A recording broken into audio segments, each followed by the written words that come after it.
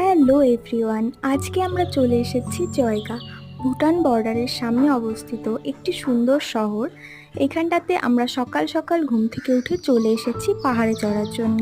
পাহাড়ে ওঠার অভ্যেস না থাকায় প্রথমে আমাদের উঠতে একটু অসুবিধাই হচ্ছিল, কিন্তু পরে সকালের এই মনোমুগ্ধকর ওয়েদার দেখে আমরা কষ্টটা কিন্তু কিছুটা হলেও ভুলে গিয়েছিলাম। এখানে আগে আগে যাচ্ছে আমার বাবা, মা আর আমার বোন, মানে আমার পিসির মেয়ে। জয়গা আসলে তোমরা এই প্লেসটাতে কিন্তু সকলে অবশ্যই আসবে। এই জায়গাটাতে এত সুন্দর হাওয়া দিচ্ছিল, আর এইখান থেকে নিচে তাকালে কিন্তু তোমরা পুরো জয়গা শহরটাকে দেখতে পারবে। জয়গার পাশ দিয়ে চলে গেছে তোরসা নদী, আর ওই পাশে কিন্তু দূরে পাহাড়। এইখানে বুদ্ধিস্টের এই স্ট্যাচুটা ছিল, আর আই লাভ জয়গা লেখাও একটি প্লেস ছিল, কিন্তু সেটা আমি এই ভিডিওতে তুলতে ভুলে গেছি।